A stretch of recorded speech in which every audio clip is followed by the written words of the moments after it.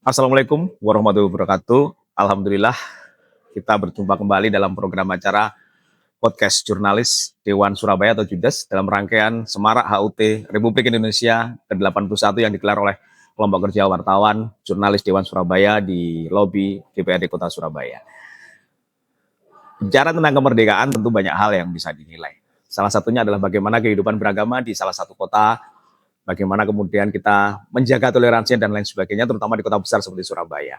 Nah, kali ini tamu istimewa kita dalam program podcast ini adalah Ketua Fraksi Partai Keadilan Sejahtera, sekaligus anggota Komisi A yang membawai bidang pemerintahan dan juga hukum DPRD Kota Surabaya. Beliau adalah Bapak Cahyo Siswo Utomo, yang dengan wartawan juga cukup dekat dan hari ini menjadi sesuatu yang spesial karena berkenan hadir dalam program podcast jurnalis Dewan Kota Surabaya. Selamat pagi, Pak Cahyo. Pagi. Apa kabar Pak? Sehat selalu Pak ya? Alhamdulillah.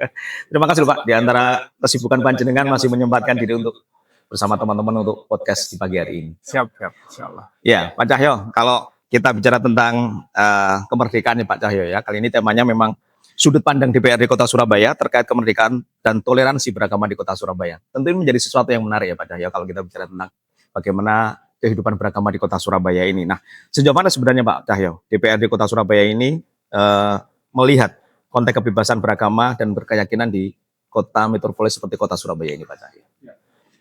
Jadi kalau kita bicara kemerdekaan, menurut saya kemerdekaan itu tidak cukup dimaknai dari bebas dari penjajahan saja hari ini ya. Hari ini kita sudah bebas dari penjajahan. Tapi dalam kehidupan kita sehari-hari, kalau kemudian dikaitkan dengan konteks kebebasan beragama dan berkeyakinan di Kota Surabaya, maka salah satu bentuk dari kemerdekaan yang paling fundamental, yang paling dasar adalah bahwa tiap warga negara, tiap warga Surabaya itu merasa aman menjadi dirinya sendiri, menjalankan agama dan keyakinannya tanpa rasa takut, intimidasi maupun diskriminasi. Jadi sesuai dengan konstitusi kita, yaitu Undang-Undang Dasar Negara Republik Indonesia, khususnya pasal 28E, 28I, 28J, dan 29 ayat 2, itu yang kemudian menjamin kebebasan memeluk agama dan beribadah menurut agama masing-masing. Khususnya pada pasal 28 itu menempatkan hak beragama itu sebagai hak asasi yang tidak dapat dikurangi dalam keadaan apapun. Kemudian di pasal 29 ayat 2 yang mungkin juga sering kita hafal menegaskan bahwa negara ini menjamin kebebasan tiap penduduk untuk memeluk agama dan beribadah menurut agama dan kepercayaannya masing-masing.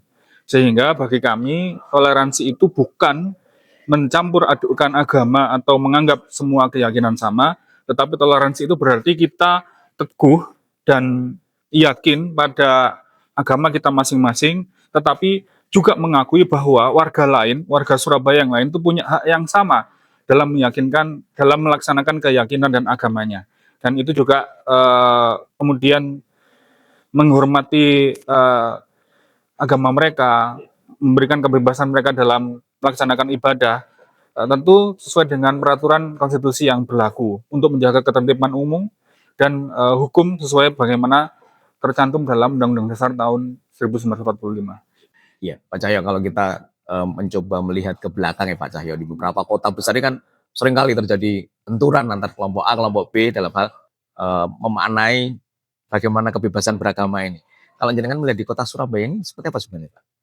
Ya, sebenarnya dalam konteks Kota Surabaya, ukuran kemerdekaan beragama itu bisa diukur dari apakah kemudian tiap warganya itu bisa beribadah dengan tenang, kemudian warga berbeda agama itu bisa bertetangga yang rukun, aman, dan kemudian yang ketiga yang tidak kalah pentingnya itu pemerintah hadir. Maka dari itu secara umum gitu ya, saya nilai kehidupan antar umat beragama di Surabaya ini cukup baik dan relatif kondusif. Meskipun di salah satu rujukan Indeks Kota Toleran 2025 versi setara Institut Surabaya tidak masuk 10 besar, tetapi masuk 3 besar kota yang toleran yang berpenduduk di atas 1 juta. Ya, tapi kalau 10 besarnya seluruh Indonesia tidak masuk, tetapi masuk ketika penduduknya di atas 1 juta. Nah, setelah Bekasi gitu ya, setelah Bekasi dan kota yang satu lagi ini Semarang. Setelah Bekasi dan Semarang baru kemudian yang ketiga Surabaya, kota yang penduduknya di atas 1 juta, yang toleransinya cukup tinggi. Nah, ini menunjukkan bahwa Surabaya ini punya modal besar yang kuat, terutama karena tantangan kota besar ini jauh lebih kompleks daripada yang kemudian kota atau kabupaten yang penduduknya kurang dari 1 juta. Nah ini menarik Pak Cahyo kalau kita bicara yang jenengan sampaikan tadi bahwa toleransi kota Surabaya di atas penduduk 1 juta ini menempati peringkat ketiga ya Pak ya. Dan ini tentu menjadi sebuah tantangan tersendiri khususnya bagi DPRD. Nah ini akan menjadi sebuah pertanyaan besar juga, bagaimana kemudian DPRD menjaga ini, ikut menjaga ini agar ini tetap bertahan bahkan bisa meningkat lagi Pak, masuk dalam 10 besar secara nasional atau seperti apa mungkin nanti Pak Cahyo. Kalau peran DPRD dalam urusan ini ada beberapa peran ya. Yang pertama dari sisi kebijakan. Kami bersama pemerintah Kota Surabaya itu mengarahkan pembangunan Surabaya agar ketertiban, keamanan, kerukunan beragama, kepastian hukum ini menjadi bagian dari tujuan pembangunan daerah. Mulai dari RPJMD gitu ya, kemudian RKPD dan seterusnya, ini menjadi atensi kami. Yang kedua melalui fungsi anggaran. Kami bersama pemerintah Kota Surabaya kemudian menyetujui APBD dari pemerintah Kota Surabaya, termasuk anggaran-anggaran yang berkaitan dengan pembinaan kerukunan, seperti ada FKUB di Bages Bangpol, kemudian ada Rumah Bhinneka, ada Kampung Pancasila, maupun kegiatan lintas agama yang lainnya. Dan yang paling penting, yang ketiga, peran kami adalah melakukan pengawasan dan fasilitasi ketika persoalan muncul gitu ya di tengah masyarakat. Kami memanggil perangkat daerah terkait, termasuk juga pemangku wilayah seperti lurah dan camat, mendengarkan para pihak, kemudian mendorong penyelesaiannya itu secara musyawarah dan berdasarkan hukum yang berlaku. Telah mungkin beberapa waktu ini kami juga menanganinya, dan memang ternyata secara kalau kita kemudian dalami, sebenarnya masalah mendasarnya bukan urusan agamanya, tetapi bagaimana kemudian ada toleransi yang bisa ditekankan dalam urusan ibadah di sekitar tempat tempat ibadah di kampung tersebut. Artinya ini ya Pak ya, ikut menjaga meredakan konflik sejak dini ya Pak ya, karena potensi konflik itu kan pasti ada ya Pak ya. Jadi yang paling penting, prinsip pertama itu yang bagi kita, jangan menunggu konflik dimulai. Jadi pemerintah harus bisa melakukan deteksi dini dan membuka ruang komunikasi sebelum kemudian persoalan ini menjadi persoalan yang besar, apalagi viral gitu ya. Nah, ketika persoalan muncul kita harus bisa membedakan jenis masalahnya. Tidak semua sengketa itu secara asli, secara akarnya itu melibatkan umat beragama, itu otomatis konflik agama. Secara akarnya ketika kita lihat ternyata misalnya pada waktu ibadah tertentu itu mungkin parkirnya perlu ditata gitu ya. Nah, itu mungkin harus dicari akarnya kemudian diselesaikan. Nah, itu pasti melibatkan dengan OPD terkait. Misalnya dalam urusan parkir berarti kita harus melibatkan dishub ya, pada waktu tertentu atau pada hari tertentu di mana mungkin kegiatan ibadahnya secara transportasi atau parkirannya ini perlu ditata lagi. Nah, dan yang paling penting dalam hal ini pemerintah Kota Surabaya itu harus bisa bersikap netral dan adil. Dan keputusannya tidak boleh ditentukan oleh siapa yang kemudian mayoritas ataupun minoritas. Jadi hak konstitusional harus tetap dijaga oleh pemerintah Kota Surabaya. Nah ini sebenarnya ingin saya tanyakan ke Pak Cahyo, tapi ternyata sudah dijawab oleh Pak Cahyo secara sekilas ya. Tentang peran pemerintah Pak Cahyo, sejauh mana kemudian pemerintah Kota Surabaya khususnya memberikan rasa nyaman, rasa aman, dan tidak diskriminatif dalam pelaksanaan beribadah, baik itu agama ataupun aliran kepercayaan yang ada di Kota Surabaya ini Pak Cahyo. Sejauh penilaian Pak Cahyo seperti apa sebenarnya? Ya, sebenarnya ada beberapa OPD yang bisa mengampu itu ya, seperti Bages Bangpol, karena Bages Bangpol kemudian di dalamnya juga mengatur kegiatan kebangsaan. Nah, dia juga mengkoordinasi FKUB di situ. Kemudian juga ada Babamkesra, di urusan Kesra itu di situ ada anggaran-anggaran yang kemudian bisa dioptimalkan untuk meningkatkan kerukunan umat beragama. Nah, dan yang paling penting adalah pemerintah juga hadir ketika ada konflik atau potensi konflik yang kemudian timbul, kemudian menyelesaikan, bukan hanya meredakannya, menyelesaikan sampai ke akar permasalahan. Dan di situ peran pemerintah ada di situ. Nah, Pak Cahyo, kalau kita bicara masalah agama, kemerdekaan, toleransi dan sebagainya, tentu tidak bisa lepas dari keberadaan Gen Z ya Pak ya. Apalagi sekarang Gen Z itu ada di mana-mana dengan berbagai peran yang mungkin dapat mendominasi kehidupan dalam sebuah kehidupan kota ya Pak ya. Nah untuk Surabaya sendiri Pak, sejauh mana kemudian atau hal apa yang kemudian bisa mendorong agar Gen Z ini nantinya juga ikut bertoleransi dan juga menghormati keyakinan dan keanekaragaman agama khususnya di kota besar ini Pak. Mengingat kota besar ini kan rawan ya Pak ya, kalau ada masukan sedikit aja terpicu, wah gitu Pak. Jadi kalau untuk Gen Z itu tidak bisa kemudian kita undang ke seminar atau sosialisasi.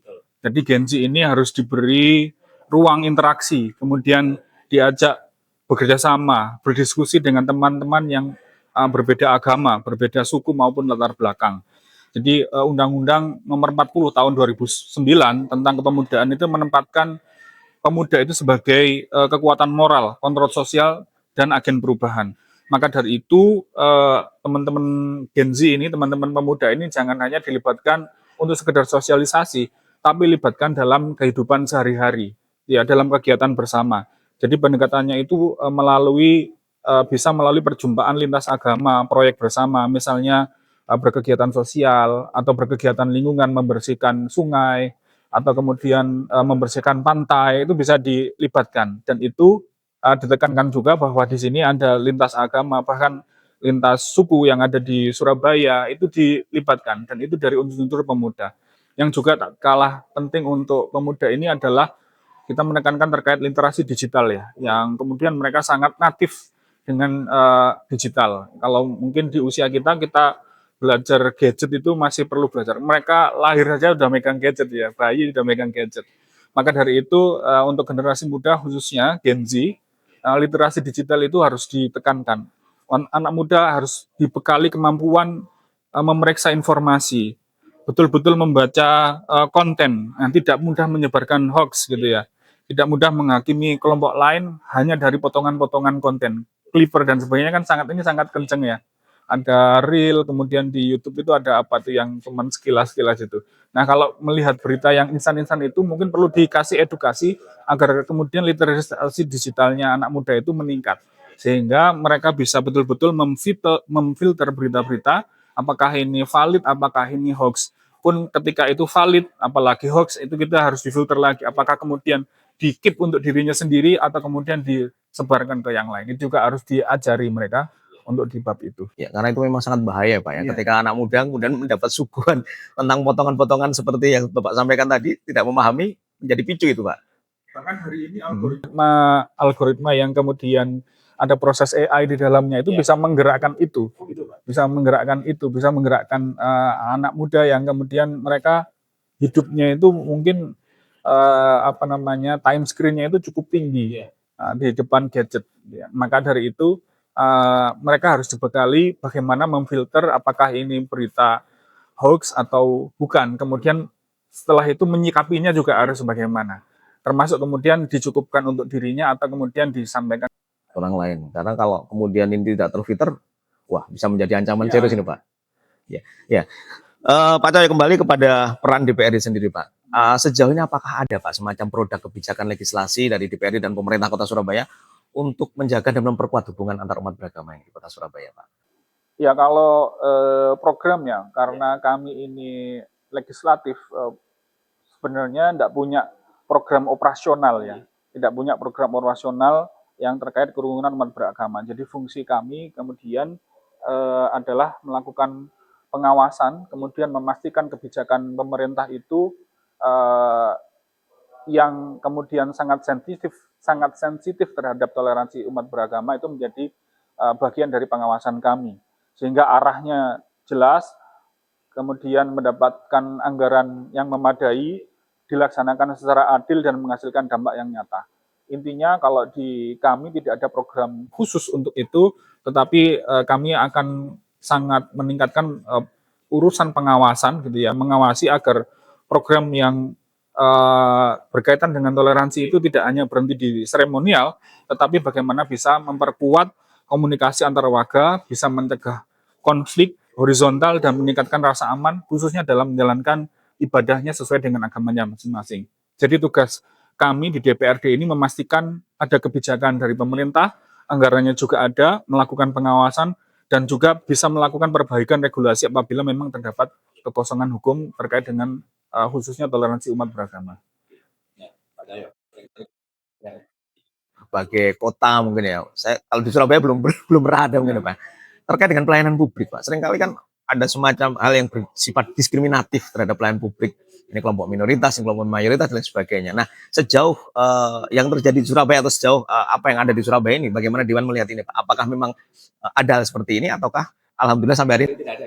Sampai hari ini semenjak saya lahir besar sampai sekarang diberi amanah menjadi dewan, saya belum pernah mengetahui gitu ya, mengetahui atau bahkan ataupun mengalami terkait dengan pelayanan publik yang intoleran atau kemudian apa namanya mempertimbangkan oh kamu agamanya ini begini dan seterusnya. Sejauh ini saya belum pernah menemui, alhamdulillah gitu ya, dan semoga nanti di masa depan juga tidak akan kita temui hal-hal yang seperti itu. Prinsip dasarnya sangat jelas, APBD ini berasal dari masyarakat dan pelayanan pemerintah adalah hak seluruh warga Surabaya, tidak terkecuali agamanya apapun. Karena itu agama seseorang itu tidak boleh kemudian menentukan apakah ia mendapatkan pelayanan yang lebih baik atau lebih buruk. Sekali lagi itu ya, agama seseorang itu tidak boleh menentukan apakah ia akan mendapatkan pelayanan yang lebih baik atau lebih buruk. Undang-Undang 1945 menjamin persamaan perlakuan dan pelindungan dari diskriminasi. Undang-Undang nomor 25 tahun 2009 tentang pelayanan publik juga menempatkan kesamaan hak serta persamaan perlakuan atau tidak diskriminatif sebagai asas pelayanan publik. Dalam pelayanan administrasi, pelayanan dasar ya, kemudian kesehatan, pendidikan, perizinan, bantuan sosial, maupun layanan kecamatan dan kelurahan, layanan-layanan dasar itu harus dilihat persyaratan dan hak warga, bukan agamanya, yang kemudian menjadi landasan kita dalam melayani. Dalam pembangunan, dasar penentuan prioritas itu juga harus berupa kebutuhan, tingkat urgensinya, kemudian jumlah masyarakat yang dilayani, kesenjangan pelayanan dan kemampuan anggaran. Nah, kami mengawasi hal-hal seperti itu melalui pembahasan di anggaran, kemudian evaluasi tahunan, misalnya dalam waktu dekat kita melakukan evaluasi serapan anggaran tengah tahun gitu ya, agar kemudian standar pelayanan, kemudian terutama penanganan pengaduan terhadap pelayanan publik dari masyarakat itu bisa dilaksanakan, bisa diselesaikan dengan sebaik-baiknya.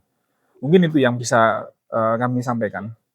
Mungkin ini tinggal dua pertanyaan terakhir Pak Cahyo ya. Ya. Yang dua pertanyaan terakhir ini satu pertanyaan yang ingin saya sampaikan ke Pak Cahyo. Di momentum ulang tahun kemerdekaan Republik Indonesia yang ke-81 di tengah arus informasi yang begitu deras dengan berbagai hoax dan lain sebagainya, apa yang ingin Bapak sampaikan khususnya dalam kehidupan umat beragama dan toleransi di kota Surabaya ini? Ya, alhamdulillah kita menikmati kemerdekaan ini 81 tahun ya, dan 81 tahun yang lalu ketika proklamasi itu dibacakan kita merdeka, tentu tidak semua negara, tidak semua bangsa juga serta-merta kemudian mengakuinya. Maka sebenarnya ketika proklamasi kemerdekaan sehari setelahnya itu baru kemudian apa namanya ada republik gitu ya. Proklamasinya tanggal 17, berdirinya negara Republik Indonesia, negara kesatuan Republik Indonesia pada tanggal berikutnya, yaitu pada hari ini tanggal 18 Agustus. Maka pada momen ini pesan saya sederhana, jangan sampai kemerdekaan yang dulu diperjuangkan bersama oleh para pahlawan kita, oleh para pendiri bangsa kita, ini kita isi dengan kemudian intoleran, saling mencurigai, saling membenci, memusuhi karena perbedaan agama.